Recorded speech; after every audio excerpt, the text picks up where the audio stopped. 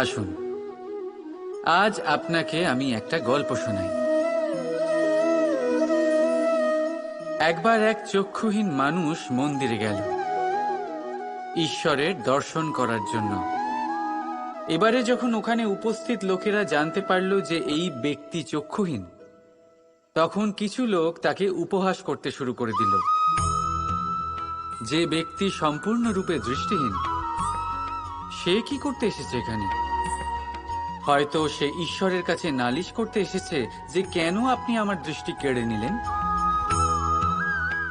কিন্তু এই সকল কথায় সেই চক্ষুহীন ব্যক্তি নিজেকে নিরাশ হতে দিল না। সে হাসল আর শুধুমাত্র একটাই কথা বলল। সে মানলাম যে আমার ভাগ্য আমার থেকে আমার দৃষ্টি কেড়ে নিয়েছে, কিন্তু আমি অভাগা নই, কারণ আমার ঈশ্বর, উনি আমায় দেখতে পাচ্ছেন।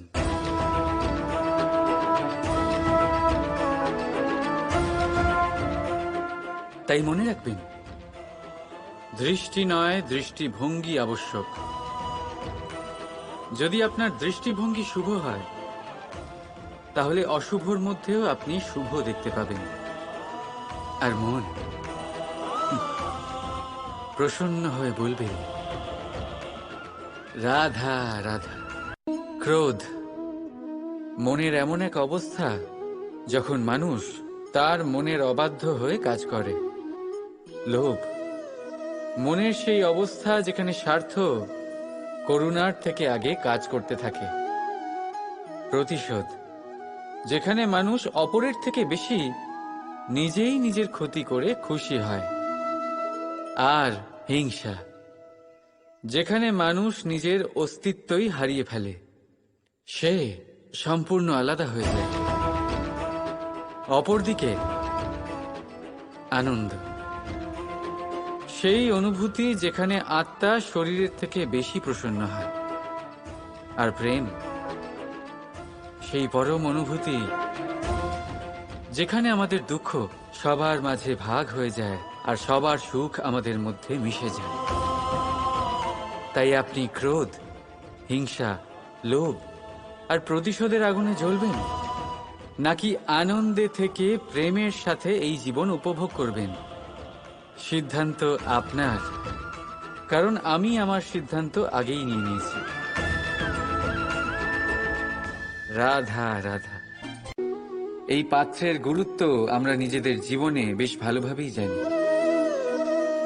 গ্রীষ্মকালে এটা আমাদের তৃষ্ণা মেটায়, শীতল জলকে যেন অমৃতের মতো আমাদের কাছে পৌঁছে দেয়। কিন্তু এই পাত্র তৈরি কিভাবে হয়?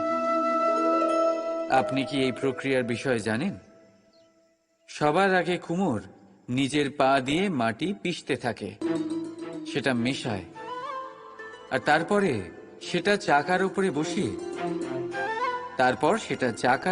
বসিয়ে ঘোরাতে থাকে। এরপর সেটার উপরে বাইরে থেকেও আকার দিতে থাকে আর তার সঙ্গে ভেতর থেকেও সহায়তা করতে থাকে, যাতে এই কলসি ভেঙে না যায়। তারপর নিজের এই সৃষ্টি জ্বলন্ত উনুনে দেয় তার তাপে পোড়ানোর জন্য, আর তারপরেই শীতল জল দান করা এই পাত্র আমরা অর্জন করি।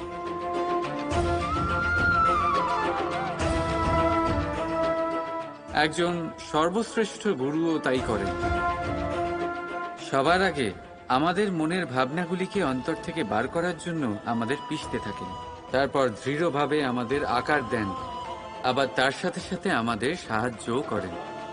আর ঠিক তারপর পরীক্ষার অগ্নির সেই তাপে আমাদের ছেড়ে দেন পোড়ার জন্য। আর ঠিক সেইভাবেই আমাদের অস্তিত্ব তৈরি হয়। সেই জন্য যদি আপনার গুরু কঠোর হন, তাহলে ওনার ওপর ক্ষুব্ধ হবেন না, ওনার ওপর ক্রুদ্ধ হবেন না, কারণ উনি সেই কুমোর যিনি আপনার জীবনের পাত্রকে এক সুন্দর আকার প্রদান করবেন। রাধা রাধা। জীবনে আপনি যত অগ্রসর হতে থাকেন, অনেক মানুষের সাথে আপনার দেখা হয়, তার মধ্যে কেউ আপনাকে উৎসাহিত করেন, কেউ আপনাকে শক্তি প্রদান করেন, কেউ আপনাকে হতাশ করেন, আবার কেউ আপনাকে পাথরও মারতে থাকেন। এমন অবস্থায় বেশিরভাগ মানুষ কি করে থাকেন? অন্যের কর্মের জন্য নিজে বিচলিত হয়ে পড়েন, ক্রুদ্ধ হয়ে যান তাদের উপরে, তাদের সাথে লড়াই করেন, তাদের কটূক্তি করেন, প্রতিশোধ নেওয়ার জন্য তাদের ছোঁড়া সেই পাথর দিয়ে তাদেরকেই আঘাত করার চেষ্টা করেন। কিন্তু এতে কি হয়? এই হলো আপনার লক্ষ্য, আর এই হলো আপনার পথ। এবার এই সব ঘটনার কারণে আপনি সেখানেই দাঁড়িয়ে তাদের সাথে লড়তে থাকেন। তাতে সাফল্য লাভ হয়, কিন্তু আপনার নয়। সাফল্য তাদের যারা আপনাকে আটকাবার উদ্দেশ্য নিয়ে আপনার ওপর পাথর মারা শুরু করেছিল। যদি তার বদলে সেই পাথর একত্রিত করে আপনি নিজের একটা বাড়ি বানান, তাহলে আপনাকে যারা পাথর মেরেছেন তাদের সংখ্যা আস্তে আস্তে কমে যাবে। আপনিও না থেমে আপনার লক্ষ্যের দিকে অগ্রসর হতে পারবেন। তাই তাদের সাথে লড়াই করে অযথা নিজের সময় নষ্ট করতে চান, নাকি মনস্থির করে নিজের লক্ষ্যের দিকে এগিয়ে যেতে চান? সিদ্ধান্ত আপনার। রাধা রাধা। জীবনে সবাই অগ্রসর হতে চান, নিজের লক্ষ্যে পৌঁছতে চান, সাফল্য লাভ করতে চান, কিন্তু সবাই তা করতে পারেন না। তারপর সেই কারণ খোঁজার চেষ্টা করতে থাকেন যার জন্য তিনি অসফল হয়েছেন। তাতেও বেশিরভাগ মানুষ ভুল বাছাই করে ফেলেন। যদি আমি আপনাকে এই কথা বিস্তারিতভাবে বোঝাই, তবে বিষয়টা অনেকটা এরকম: যদি আমার দাঁতে ব্যথা হয়, তাহলে পেট ব্যথার আরক খেলে কোনো লাভ হবে না। যদি ভিতে সমস্যা থাকে, তাহলে আমরা বাড়ি যতই সাজাই তা অবশ্যই ভেঙে পড়বে। যদি আমরা জীবনে অগ্রসর না হতে পারি, তাহলে কারণ আমাদের পায়ের ব্যথা নয়, আমাদের সীমিত চিন্তা। যদি আমরা আমাদের ভাগ্য, আমাদের ভবিষ্যৎ না লিখতে পারি, তাহলে তার কারণ কিন্তু ভাঙা কলম নয়, অন্যের প্রতি ঈর্ষা। যদি মহান কর্ম করার পরেও যশ প্রাপ্তি না হয়, তাহলে তার কারণ শরীরের আলস্য নয়, মনে বসবাস করার লোভ।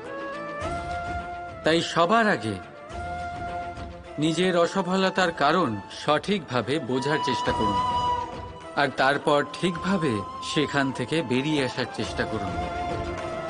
আপনি সাফল্য অবশ্যই লাভ করবেন, কেউ আপনাকে আটকাতে পারবে না। শুধু ভালোবেসে বলতে থাকবেন, রাধা রাধা।